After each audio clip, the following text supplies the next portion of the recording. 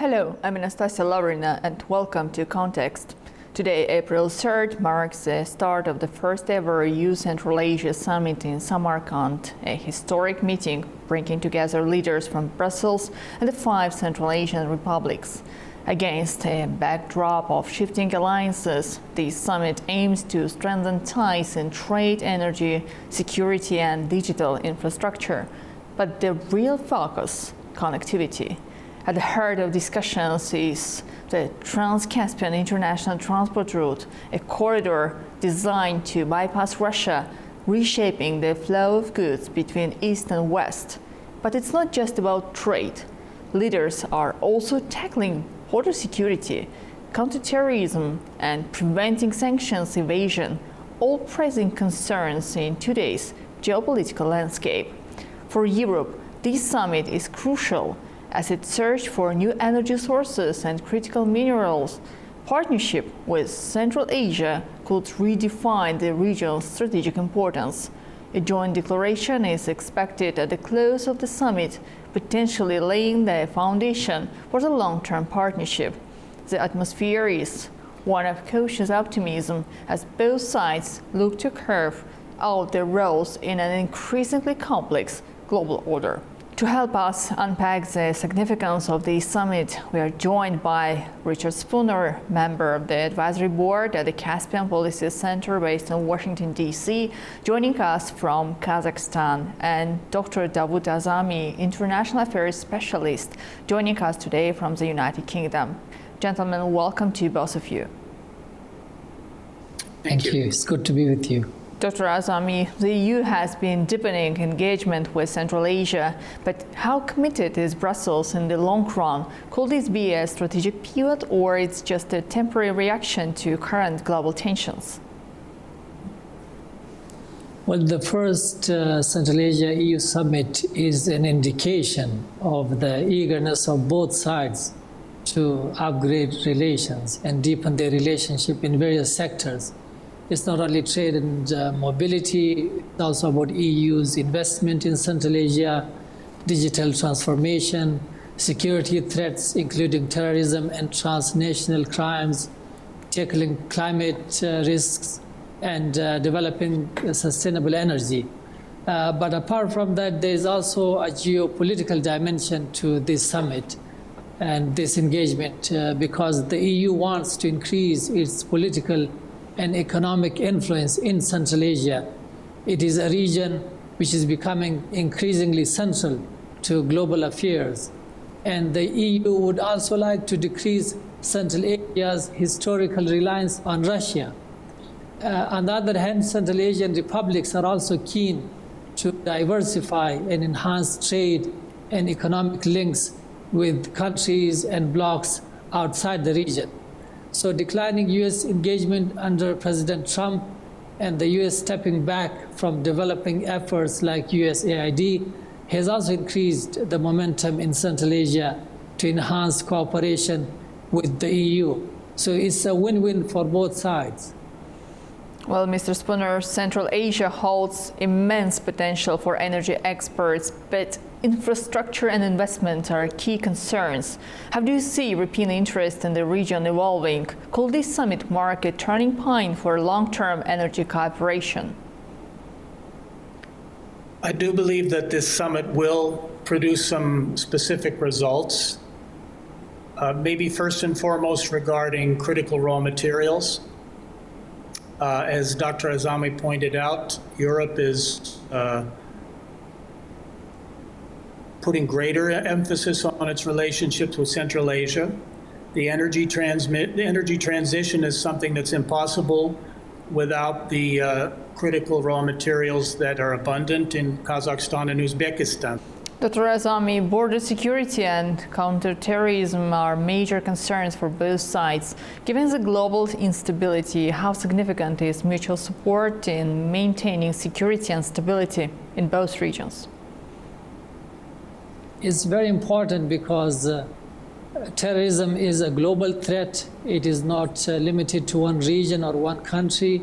And as we have seen in the past few years, militant, especially Islamic State's group and its fighters and members have carried out attacks in various parts of the world. Some of them were originally from Central Asian countries. They have carried out attacks in Europe and in America, in Russia, in Iran. So there is the ISIS threat, which is a common threat for both the EU and Central Asia. Transnational crimes is another area where they need each other's help, because the narcotics issue is threatening communities in both Central Asian region and the European Union. They need greater cooperation in that sector too. And thirdly, radicalism and extremism is another common threat to both sides. So they need not only close political cooperation, they also need security and intelligence cooperation to tackle these threats. And both sides realize, I think, the importance of working together to tackle the threats of extremism, radicalism, and terrorism. Mr. Spooner, one of the key topics being discussed on the global agenda is Trump tariffs plan. So if the US imposes new tariffs affecting the UK and the EU, it could reshape global trade dynamics, creating both challenges and opportunities. Could potential trade tensions push European companies to diversify investments away from the US and into emerging markets, including Central Asia? And if yes, then what sectors could see the most growth? I would say yes, it could in fact significant chaos in terms of global, with the introduction of these most recent tariffs by President Trump. I've been reading what people are speculating about these tariffs could lead to. Seems like there could be a certain degree of chaos. I'm not really sure. We'll have to see how it all plays out. But I believe that, for instance, Europe could see greater importance for developing trade with Central Asia, with the South Caucasus, perhaps with Turkey. Perhaps a hub could be developing where the European Union, which has had a complicated relationship, political relationship with Turkey, could see Turkey as a very good facilitator for expanding its economic activity in Central Asia, given the ties that Turkey has with Central Asia, the common Turkic heritage, and simply the strength of the Turkish economy. So, Dr. Azami, given that the UK is navigating trade independently from the EU post-Brexit, how could the US new tariffs affect its positioning in global trade? Could this be an opportunity for London to strike new deals?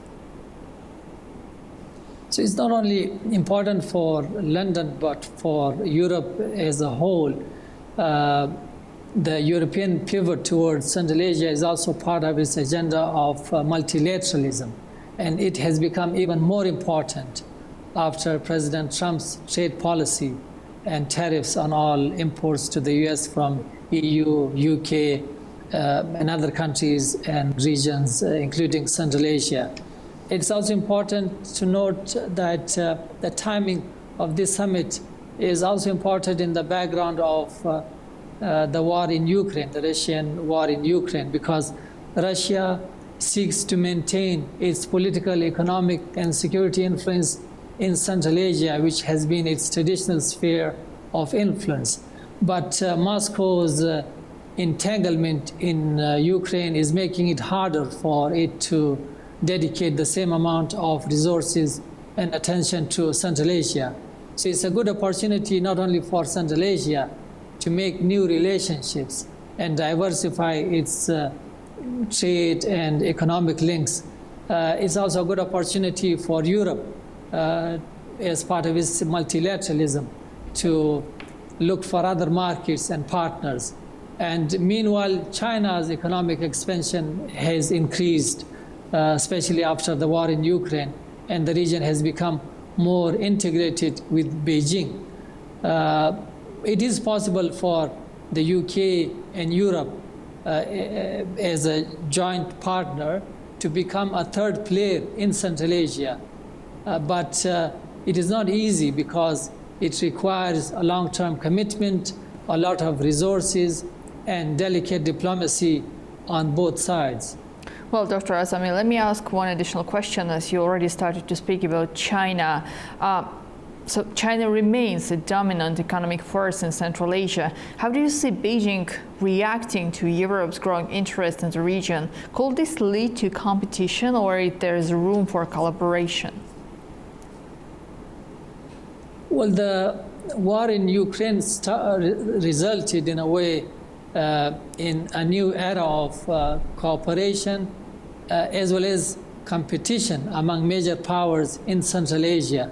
So it's not only China which is competing or which has competed for influence in Central Asia. Russia was already there, the US, Turkey, India, as well as Europe. All want to have more influence in Central Asia because it's resource rich, it is not well connected with the rest of the world.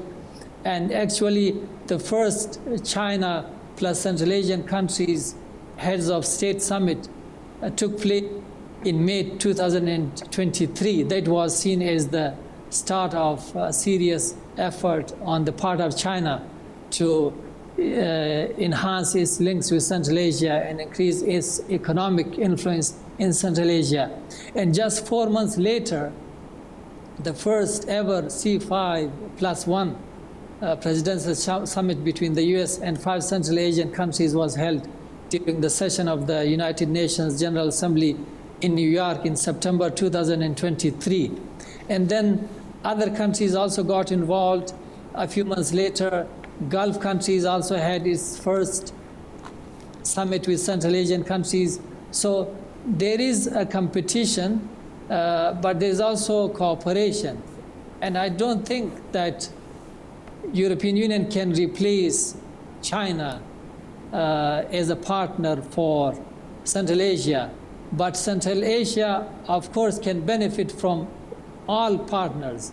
It can have different kind of relationships in different sectors with different countries and different regions. So China is not worried, I think, about increasing trade between Central Asia and Europe. But if there is a strategic dimension, obviously both Russia and China will be concerned.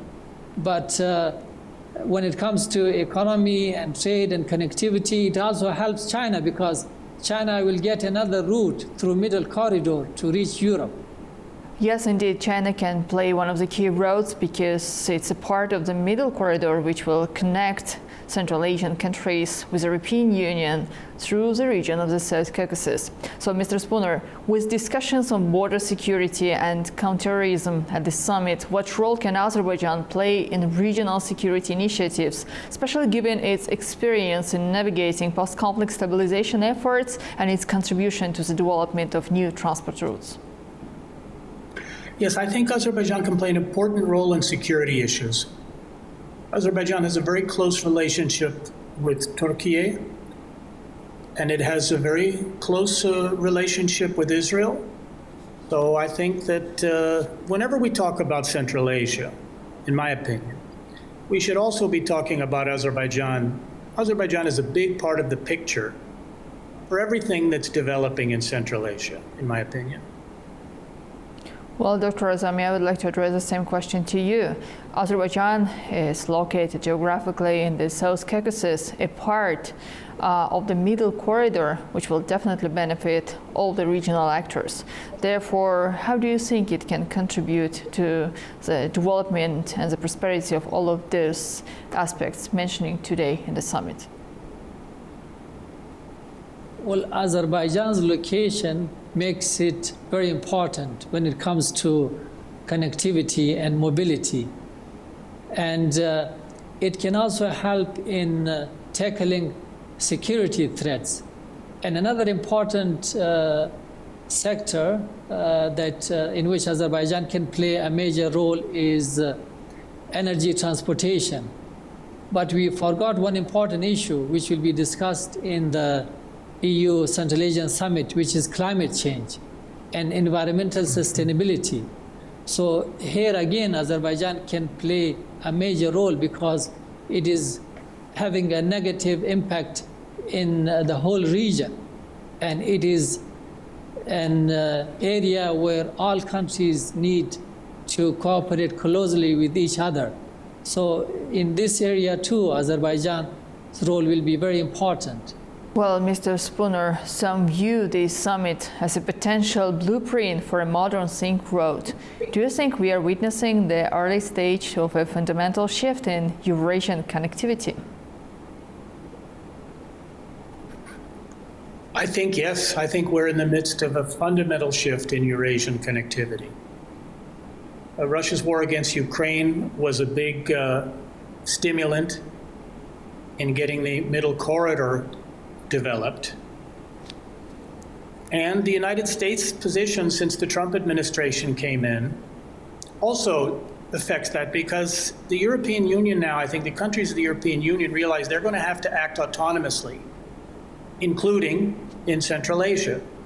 They're not going to be walking side by side with the United States, sort of acting in tandem with Washington, the way they have been for decades. At least for now, that dynamic has changed. And if you look at the European Union and Central Asia, there's a couple very good factors that are already in place. One, the countries of the European biggest investor in Central Asia. China is the largest trade partner, but the countries of the European Union are the largest investor collectively in Central Asia. Then there's the fact that the governments of Central Asia, I think, will feel very good about launching projects, whether it's infrastructure or any other sector, on companies from the European Union countries, because those are the countries in Central Asia have a better chance to develop their own local capabilities, to gain technological development, local content, and transparency in the way business is done if they're doing business with European companies, or let's say UK companies, as opposed to Chinese companies.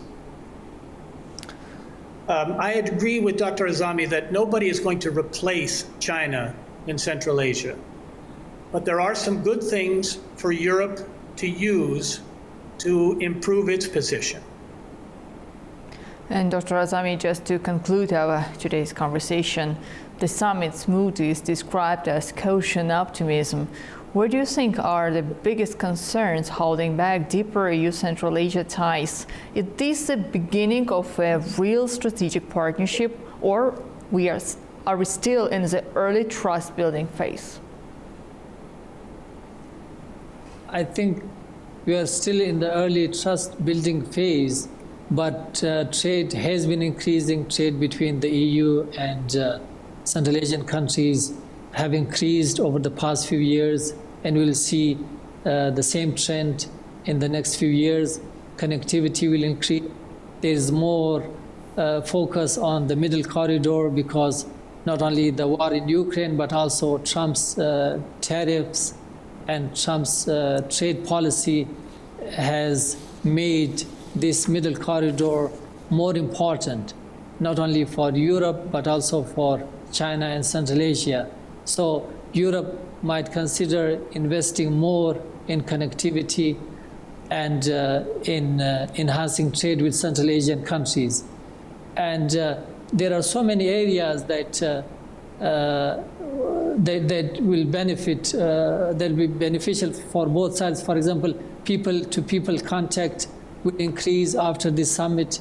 Digital transformation in Central Asia is another sector where real progress will be made as a result of this summit. But when it comes to short-term and long-term projects, I think it is a commitment that is needed from both sides. And delicate diplomacy is also needed because Central Asia is a sensitive region. So many big powers are involved in this region, and there is an element of political and geopolitical competition as well. So the countries or the sides would need delicate diplomacy not to harm the interest of other players. So that would need delicate diplomacy, especially from Central Asian countries. Indeed, commitment and delicate diplomacy. Well, gentlemen, thank you so much for joining Context today. Thank you. Thank you very much. I would like to remind that today with us we had Richard Spooner, member of the advisory board at the Caspian Policy Center based in Washington, D.C., who joined us from Kazakhstan, and Dr. Davut Azami, international affairs specialist, who joined us from the United Kingdom. Dear viewers, thank you so much for watching A News. Stay with us and see you soon.